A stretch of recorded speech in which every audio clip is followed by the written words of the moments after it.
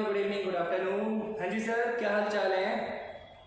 ये टैगलाइन बन चुकी है ना अपनी, हर वीडियो की स्टार्टिंग ऐसी लाइन से होती है और होती भी रहेगी, क्योंकि आपके हालचाल का सही होना बहुत ज़रूरी है सर। हम लोग डिपेंडेंट हैं आपके ऊपर, आप जितना अच्छा करोगे उतना अच्छा हमें रिस्पॉन्स मिलेगा। बात समझ में आ रही है क्या? चलिए सर, तो शायद हम लोग बात कर रहे थे डिफरेंशिएशन की, है ना।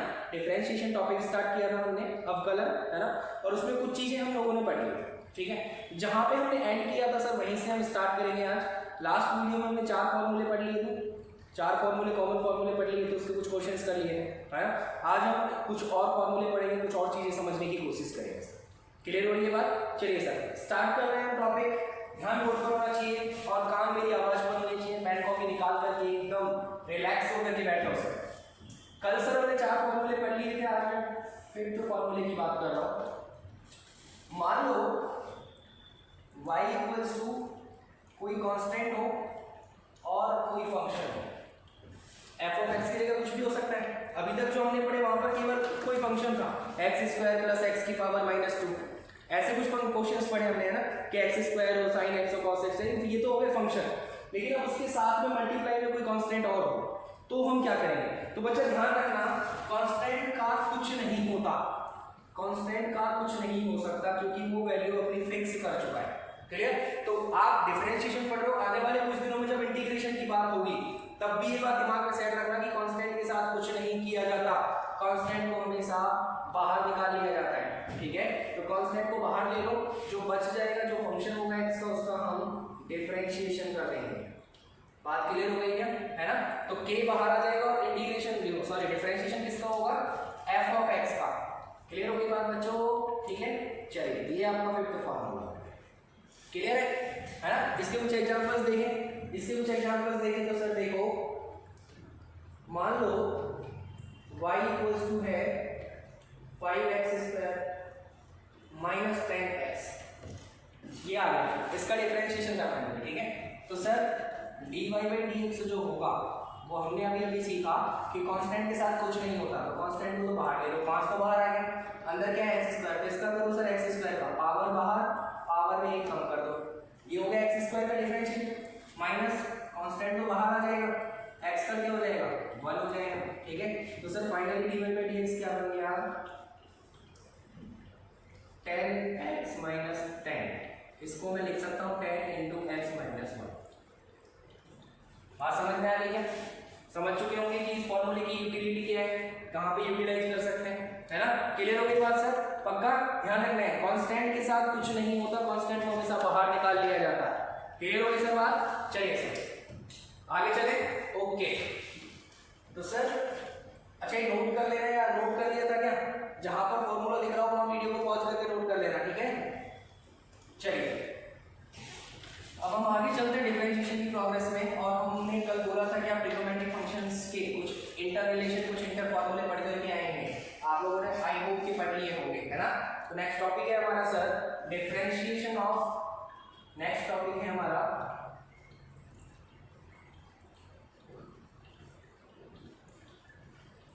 डिफरेंशिएशन ऑफ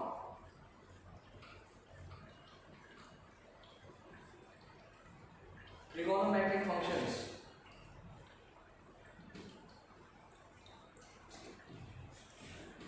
हिंदी में बात करें तो बच्चों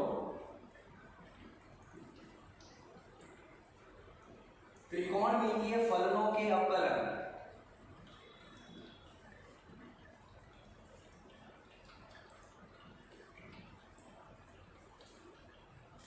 त्रिकोणमितीय फलन जानते हो? ट्रिग्नोमेट्री में जो काम आते हैं, त्रिकोणमिति में जो काम आते हैं कौन कौन से होते हैं?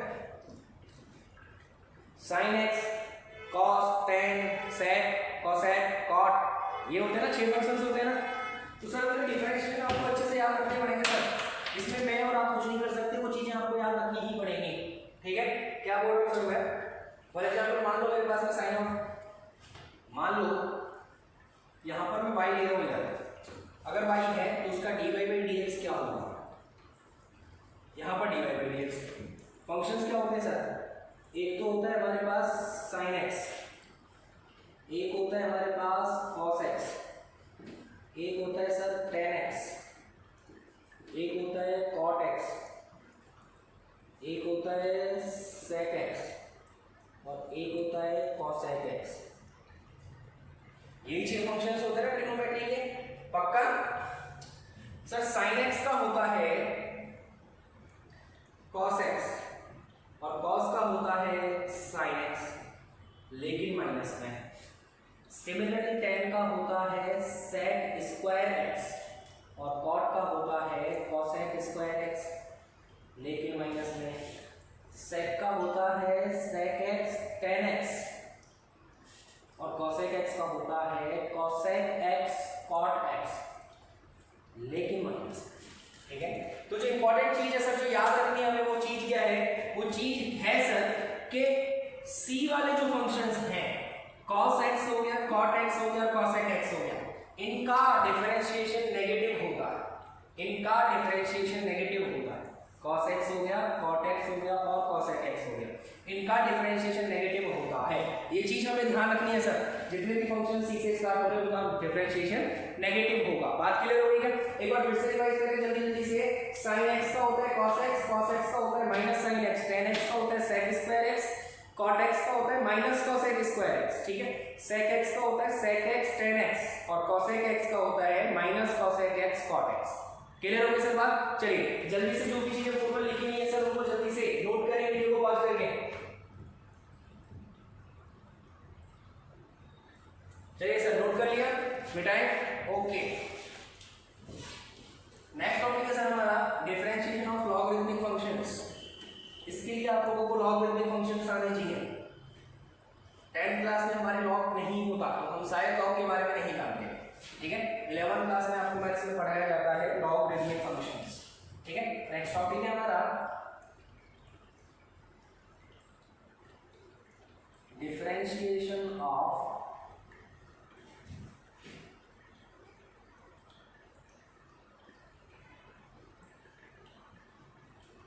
Logarithmic functions.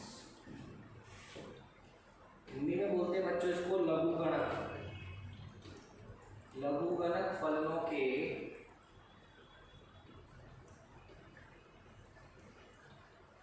अवकलन।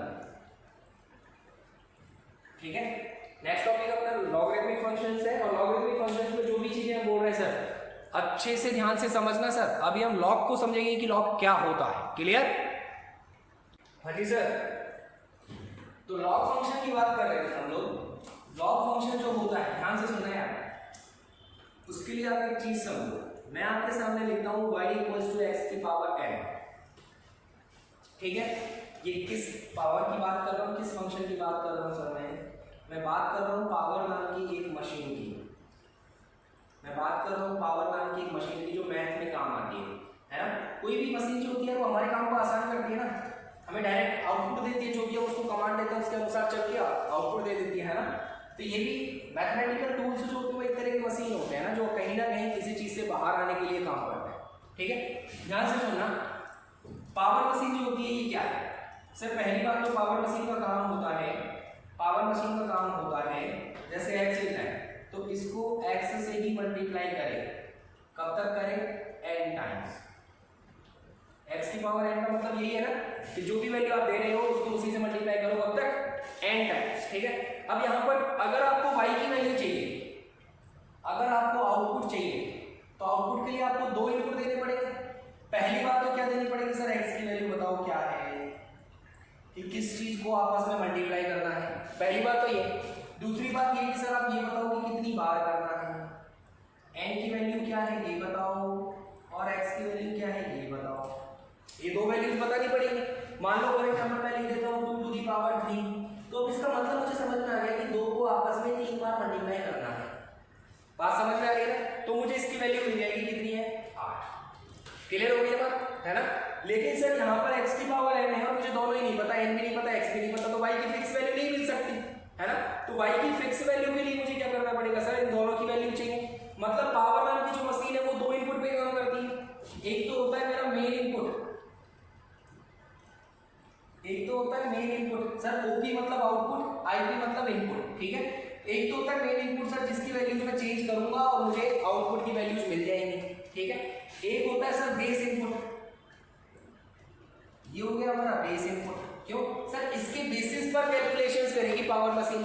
n की वैल्यू अगर मैं 2 कर दूंगा तो ये 2 बार मल्टीप्लाई करेगा, n की वैल्यू 3 कर दूंगा तो 3 बार मल्टीप्लाई करेगा, है ना। तो इसके बेसिस पर तो ये पावर मशीन काम करेगी, है ना। और किसके लिए आउटपुट चाहिए, वो भी आपका मेन इनपुट x के लिए। बात समझ में आ रही है ना।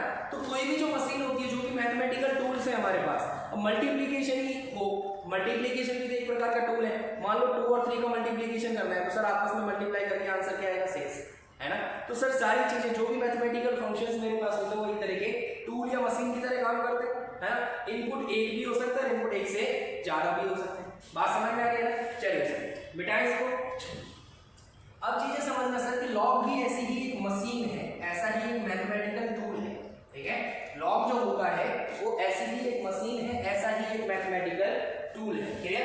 तो चीजों को ध्यान से सुनते जाए सर। मैं बोल रहा हूं आपसे कि लॉग, जो लॉगरिथमिक फंक्शंस होते हैं, डिनोटेशन की बात करें कि इसको डिनोट कैसे करेंगे, प्रदर्शित कैसे करेंगे। डिनोटेशन होती है सर लॉग की, लॉग सफिक्स में कुछ आता है और सामने कुछ, ठीक है। दो इनपुट होते हैं लॉग के, एक तो सर हमने अभी भी पढ़ा जो बड़ा ब्रैकेट है, ये तो शो करता है मेन इनपुट, ये तो शो करता है सर मेन इनपुट, ठीक है। और ये जो है ये शो करता है सर बेस को, ये बेस को, ठीक है। मतलब यहां पर तो वो इनपुट आएगा जिसकी वैल्यू आपको लॉग मशीन से चाहिए, जिसकी वैल्यू आपको लॉग मशीन से चाहिए, ठीक है। यहां पर आएगा बेस कि लॉग अपनी कैलकुलेशन से जो करेगा, जो वैल्यू बताएगा वो किस बेस पर बताएगा।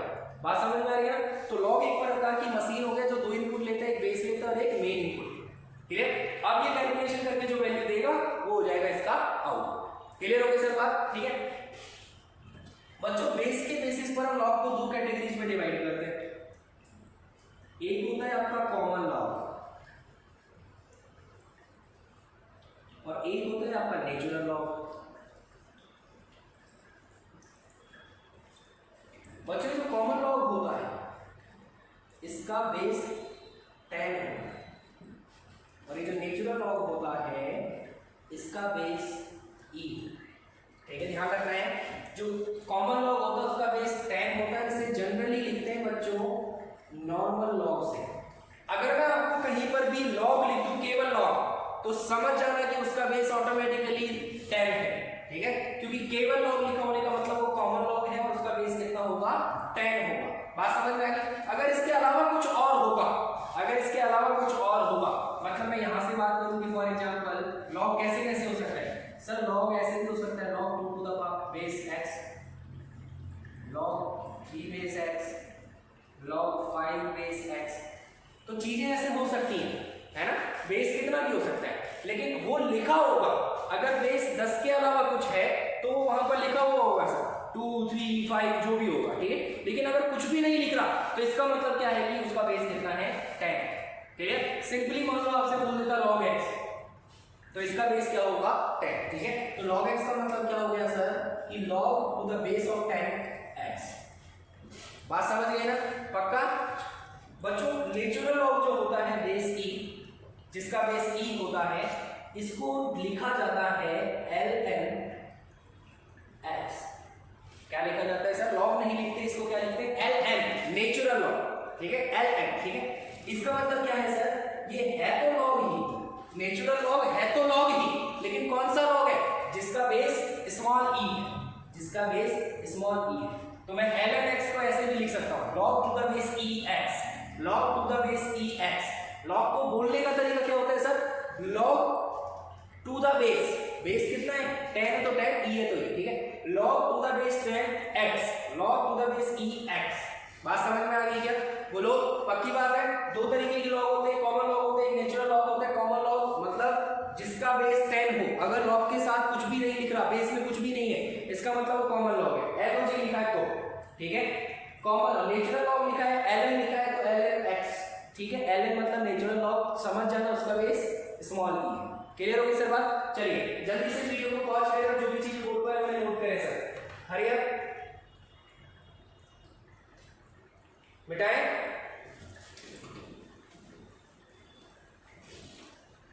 तो सर अभी हमें लॉग तो समझ में आ गया कि लॉग क्या होता है, कैसे होता है, ठीक है। अभी ध्यान से सुनना और समझना।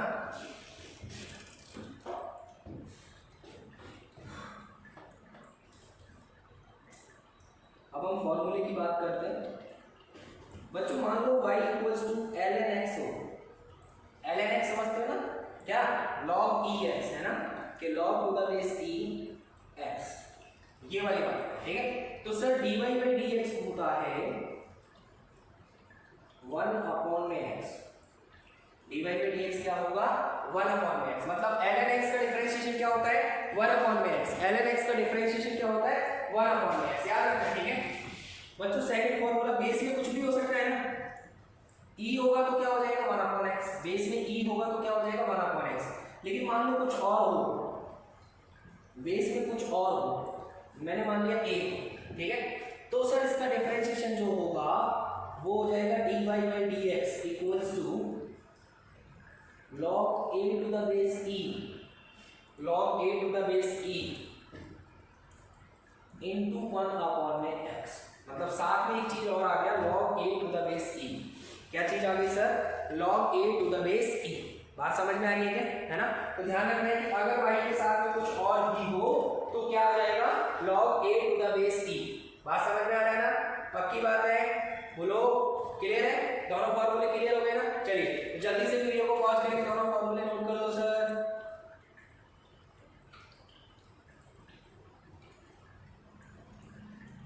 ठीक है सर, जो हम जनरल क्वेश्चंस करेंगे तो हम जनरली बोलेंगे log x, है ना। अब आप मैं log x बोलूंगा तो log का बेस तो 10 मानकर चल रहे हैं हमें, log x मतलब कुछ नहीं है तो बेस 10 है, ठीक है। 10 मानकर चलोगे मतलब एक ही जगह क्या आ जाएगा 10 आ जाएगा, एक ही जगह क्या आ जाएगा 10 आ जाएगा, है ना, है ना। तो बच्चों कॉम्प्लेक्स सिचुएशन जो होगी वो कॉम्प्लेक्स हो जाएगी, साथ में कुछ वैल्यू भी चलेगी, ठीक है, साथ में कुछ ना कुछ वैल्यू भी चलेगी हमेशा, ठीक है।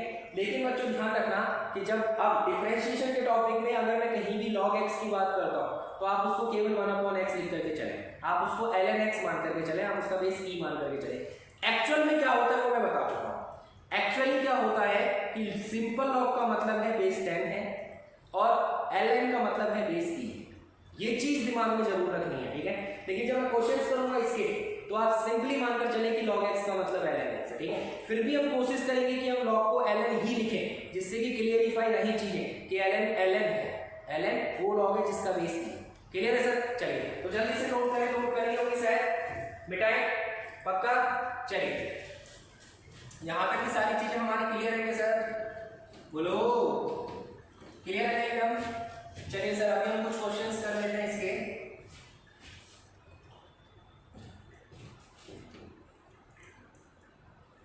Find out dy by dx if first question है y equals to x square plus ln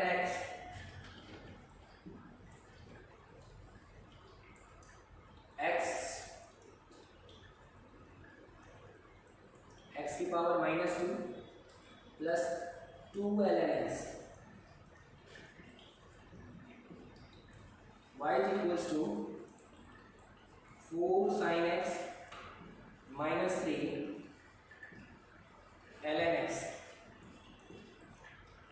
y is equals to x की पावर -4 प्लस 16 ln x, ठीक है। ये क्वेश्चन आप लोगों को सॉल्व करना है, तो वीडियो को पॉज करके एक बार ट्राई करें सबको जल्दी से, चलिए करें सॉल्व, देखें सर। फर्स्ट क्वेश्चन के लिए dy बाई dx लिख रहा हूं मैं, जो भी हमने सीखा है उसके बेसिस पर। x स्क्वायर है सर, x स्क्वायर का डिफरेंशिएशन क्या होता है 2x, भाई पावर बाहर पावर में से कम कर दिया, प्लस ln x है, ln x का डिफरेंशिएशन अभी हमने पढ़ा है क्या होता है 1 अपॉन में x, ठीक है, हमें जनरली काम आएगा ln x, ठीक है। तो ये हो गया सर इसका डिफरेंशिएशन, क्लियर हो गया बात। अच्छा सेकंड देखिए सर, x की power -2 dy by dx equals to x की पावर -2, तो सर पावर को बाहर निकालो, -2 बाहर, पावर में से एक और कम कर दो, -2 -1 -3 हो जाएगी, प्लस 2 ln x प्लस 2 के साथ कुछ नहीं होता सर, कांस्टेंट बाहर आ जाएगा, ln x का क्या हो जाएगा 1 अपॉन में x।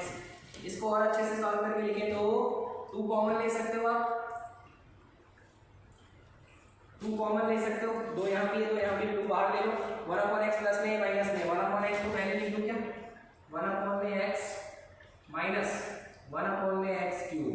सर x की पावर -3 है तो नीचे जाकर के प्लस की हो जाएगी। बात समझ में, आंसर आ गया, क्लियर है सर। चलिए अब बात करते हैं आगे। थर्ड क्वेश्चन बोलते हैं y इक्वल्स टू दिस, तो dy में dx क्या होगा? तो सर dy में dx equals to 4 sin x, 4 तो बाहर कांस्टेंट है, sin का डिफरेंशिएशन हमने अभी पढ़ा है कुछ देर पहले, क्या होता है cos x, sin x का क्या हो जाएगा cos x, clear. -3 ln x, sir minus as it is रहेगा, 3 कांस्टेंट है तो बाहर आ जाएगा, ln x तो हो जाएगा 1/x। बात समझ में आ गई क्या, है ना। नेक्स्ट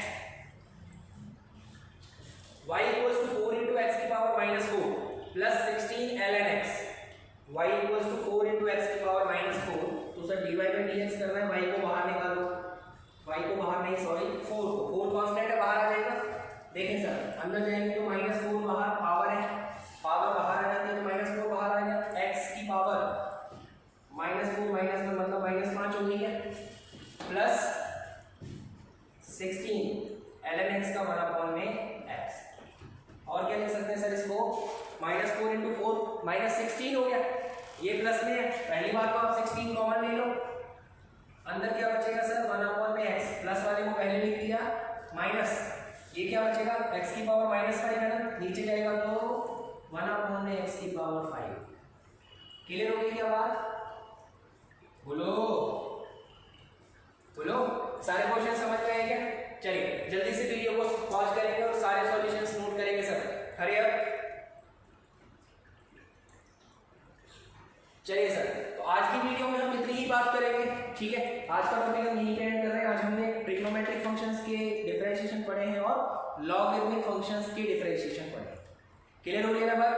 बाकी की बात सर नेक्स्ट जो वीडियो में करनी पड़ेगी हमें, नेक्स्ट वीडियो में जो फंक्शंस आने वाले हैं ना वो हटके हैं कुछ, जिनके बारे में हमने अभी तक नहीं सुना, जिनके बारे में हमने अभी तक नहीं सुना, बात समझ में आ रही है ना, ठीक है। तो नेक्स्ट वीडियो बहुत इंपॉर्टेंट होने वाली है। यहाँ तक की बात शायद आप लोगों ने फिर भी पढ़ी है, साइन क्या होता है, यहाँ पे हमने एक नई चीज सीखी है, लॉग क्या होता है, ठीक है।